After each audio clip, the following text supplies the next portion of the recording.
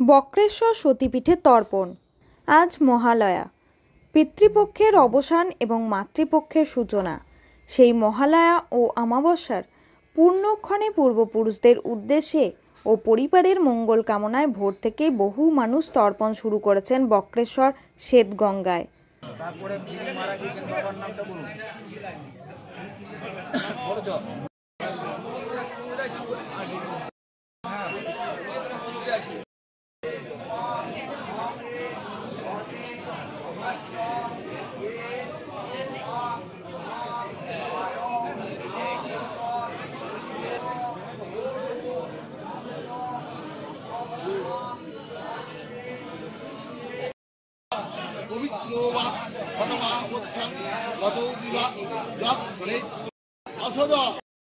अस्मिन् शिवगंगा श्वेतगंगा पूर्णजले स्नानं ब्रह्मादि देवस्य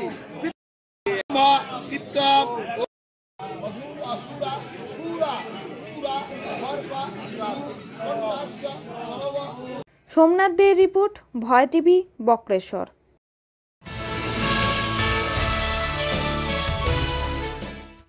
পুলিশের স্টিকার চেটানো গাড়ি ব্যবহার করে ডাকাতি ও ছিনতাইয়ের চেষ্টা বানচাল, গ্রেপ্তার 10।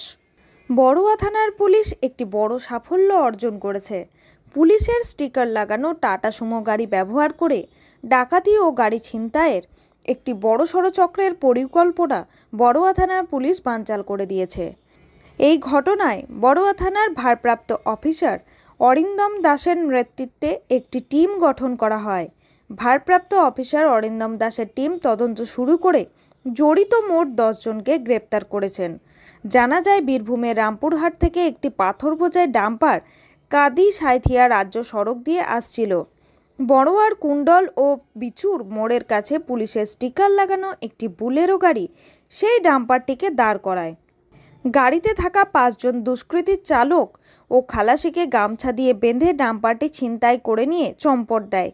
খবর পেয়ে বড়ুয়া থানার টহলদারি ভ্যান দ্রুত ঘটনাস্থলে পৌঁছায় এবং চালক ও খালাসিকে উদ্ধার করে। এরপরই বড়ুয়া থানার ভারপ্রাপ্ত অফিসার অরিন্দম দাসের নেতৃত্বে ব্যাপক তল্লাশি অভিযান শুরু করা হয়। এই তল্লাশিতেই ছিনতাই হওয়া ডাম্পারটি উদ্ধার করা হয়, সঙ্গে 3টে পুলিশ স্টিকার লাগানো গাড়ি উদ্ধার করা হয়। জানা গেছে, হলুদ রঙের ডাম্পারটিকে দুষ্কৃতীরা সবুজ রং করে দিয়েছিল। ডাম্পারটির সাথে 3টি টাটা সুমো গাড়িও উদ্ধার করা হয়, যেগুলোতে পুলিশের স্টিকার লাগানো ছিল। এই চক্রের খোঁজে মুর্শিদাবাদ ও বীরভূমের বিভিন্ন জায়গায় তল্লাশি চালিয়ে মোট 10 জনকে গ্রেপ্তার করেছে পুলিশ।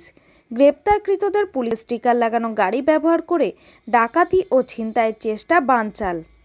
মুর্শিদাবাদ শামশেরগঞ্জ থেকে গ্রেপ্তার ইমাজউদ্দিন শেখ, ফরিন শেখ, কান্দি থানার হিজল ও মাজেদ শেখ। বড়ুয়া থানার পুলিশের এই সাফল্যে এলাকার সাধারণ মানুষ স্বস্তি প্রকাশ করেছেন। এই চক্রের সাথে আরও কারা জড়িত সে বিষয়ে তদন্ত চলছে বলে পুলিশ জানিয়েছে।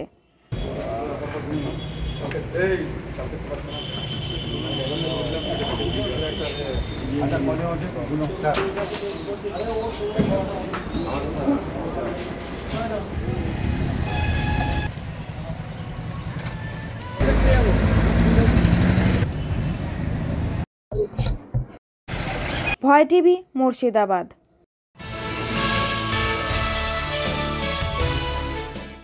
আজ 21শে সেপ্টেম্বর স্বর্ণপদক প্রাপ্ত তবলাবাদক অরুণ কান্তি পালের সঙ্গীত জগতে 50 বছর পূর্তি। দীর্ঘ এই 50 বছরে বহু ছাত্রছাত্রীকে তালিম দিয়েছেন, পাশাপাশি খ্যাতনামা শিল্পীদের সঙ্গে সঙ্গত করে দেশ বিদেশে খ্যাতি অর্জন করেছেন।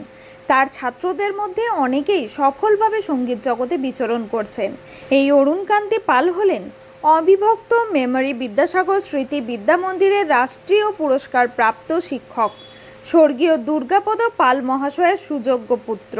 পূর্ব বর্ধমান জেলা মেমারি 1 নম্বর ব্লকের গন্তার গ্রামের বাসিন্দা এই শিল্পী বৃদ্ধ বয়সেও কচিকাঁচা ছেলে মেয়েদের তৈরি করেছেন। আজ মেমারি সুলতানপুরে অনুকূল ঠাকুরের মন্দিরে এরকম কচিকাঁচাদের নিয়ে একটি তবলা লহরায় আয়োজন করেন। সেখানে দেখা যায় 4 বছর বয়সী শিশু থেকে অনেকেই অংশগ্রহণ করছে, যার মধ্যে একটি 6 বছরের কন্যাও আছে। এই তবলা শিক্ষা অতীতে শুধু ছেলেরা করত, কিন্তু বর্তমানে মেয়েরাও পিছিয়ে নেই।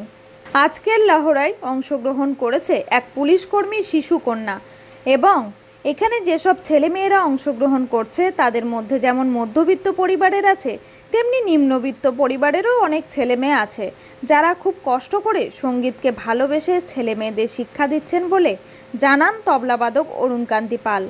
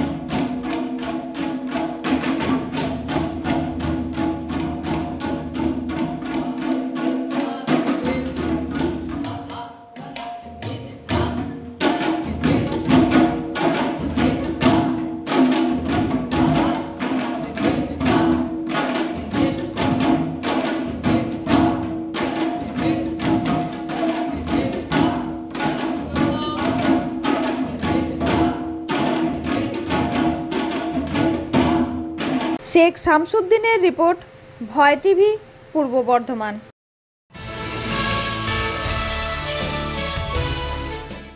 পিতৃতর্পণ হলো হিন্দু ধর্মের একটি প্রথা, যেখানে পুত্র বা পরিবারের সদস্যরা দেবতা, ঋষি এবং পরলোকগত পূর্বপুরুষদের উদ্দেশ্যে মন্ত্র উচ্চারণ করে জল নিবেদন করেন, যাতে তাদের আত্মা শান্তি লাভ করে এবং পরিবারকে সমৃদ্ধির আশীর্বাদ প্রদান করে।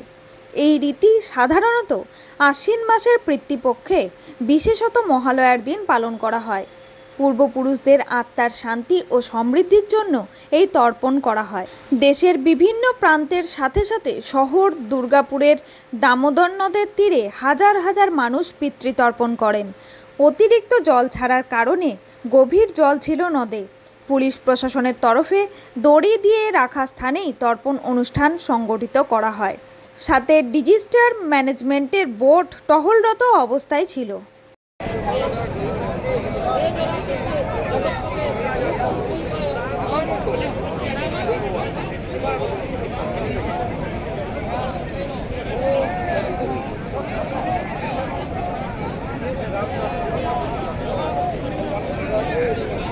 ভয় টিভি, দুর্গাপুর।